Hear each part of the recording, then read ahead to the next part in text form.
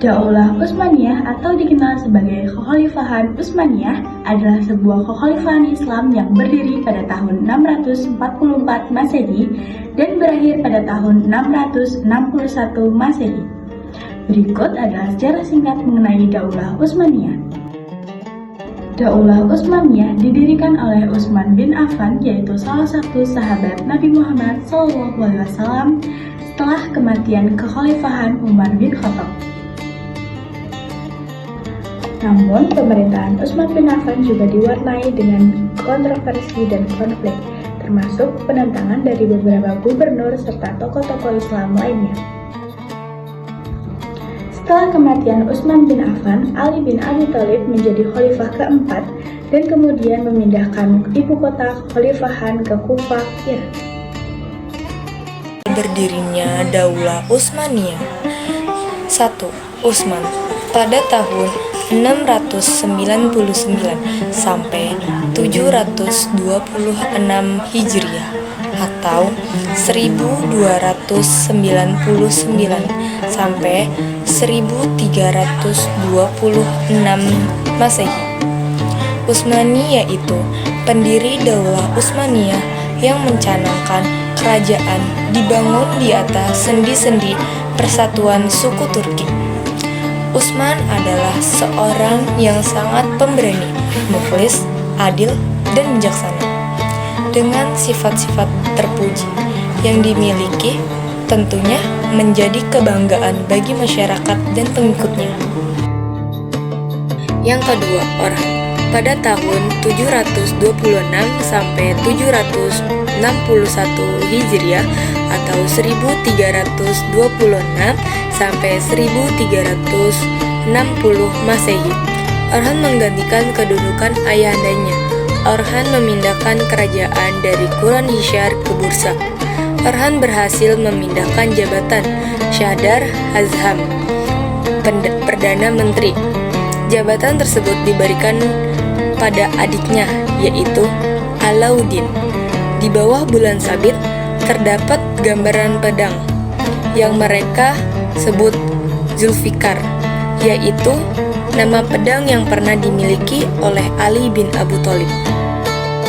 Yang ketiga, Murad-i. Pada tahun 761 sampai 791 Hijriah atau 1360 sampai 1388 Masehi. Setelah Sultan Umar wafat, kedudukannya digantikan oleh Murad-i yang merupakan putra kedua dari Ohar, menggantikan kedudukan ayahnya sebagai penguasa karena putra pertama Ohar, yaitu Sulaiman, yang telah meninggal terlebih dahulu. Luasan wilayah kekuasaan terus meluas hingga bagian utara Yunani, membuat para rajanya cemas dan melakukan penyerangan dengan mengusir umat Islam di Eropa. Yazid I 791 sampai 805 Hijriah atau 1389 sampai 1402 Masehi. Setelah Sultan Murad I wafat, kepemimpinan Daulah Utsmaniyah dilanjutkan oleh putranya, yaitu Sultan Bayazid I. Dia adalah orang yang sangat pemberani, cerdas, murah hati, dan memiliki semangat yang kuat untuk melakukan perluasan wilayah Islam. Oleh karena itu, dia sangat memperhatikan masalah-masalah kemiliteran, mengarahkan perluasan wilayahnya ke negara-negara Kristen Anatolia. Hanya dalam jangka waktu setahun, negeri-negeri itu berada dalam kekuasaan Daulah Utsmaniyah. Bayazid bergerak begitu cepat di antara dua Balkan dan Anatolia. Oleh karena itu, dia diberi gelar Yaldrum atau Kilat. Bayazid sangat besar pengaruhnya sehingga membuat cemas Paus. Paus Bonifacius mengadakan penyerangan terhadap pasukan Bayazid, dan peperangan inilah yang menjadi penyebab terjadinya Perang Salib. Konstantinopel hampir saja bisa dikuasai, tetapi Bayazid mengurungkan niatnya dari penaklukan Konstantinopel karena munculnya bahaya baru terhadap Daulah Utsmaniyah. Bahaya baru itu adalah adanya serangan tentara Mongol di bawah pimpinan Muhammad I 817 sampai 824 Hijriah atau 1403 sampai 1421 Masehi. Muhammad I adalah putra bungsu Bayazid. Setelah berkuasa menggantikan ayahnya, ia mulai menyusun kekuatan kembali dan memulihkan keadaan Turki Utsmani dari upaya memecah belah yang dilakukan oleh Timurid.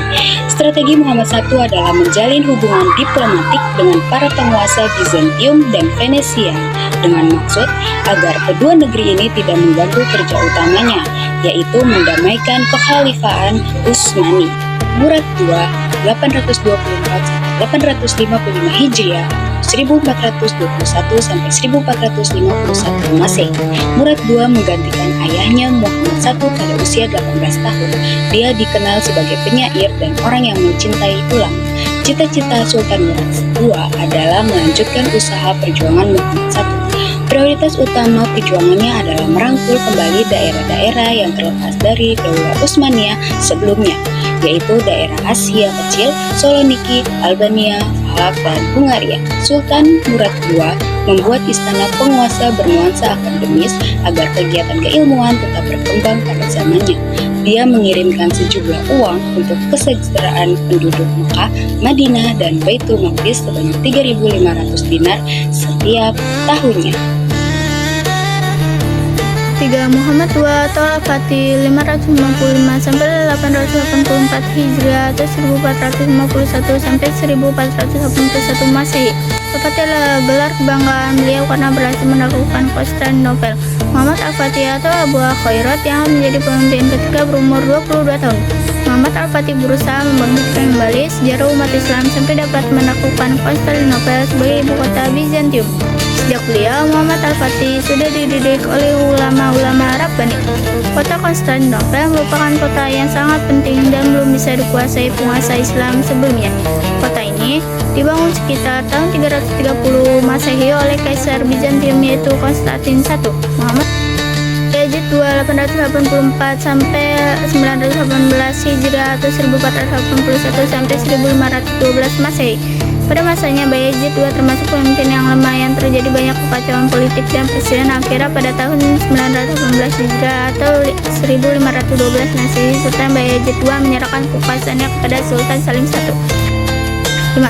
Sultan Salim I 1512 sampai 1520 Masehi atau 918 sampai 1026 Hijriah. Sultan Salim I merupakan salah satu khalifah yang paling dihormati. Giat dan bekerja keras dengan masa kekuasaannya. Yang singkat, beliau berhasil menyiapkan Daulah Utsmaniyah dalam mencapai titik puncaknya. Salah satu juga seorang penjaga yang menulis puisi dalam bahasa Turki dan Persia menggunakan nama Mahla Selimi, yang kumpulan puisi Persianya masih utuh hingga hari ini.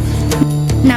Sulaiman Al-Qanin 927 sampai 974 Hijriah atau 1520 sampai 1566 Masehi. Sulaiman naik tahta mengalami puncak kejayaannya. Beliau seorang legislator ulung yang berupaya menyempurnakan undang-undang hukum Turki Utsmani sehingga diberi julukan Al-Qani atau The Magnificent.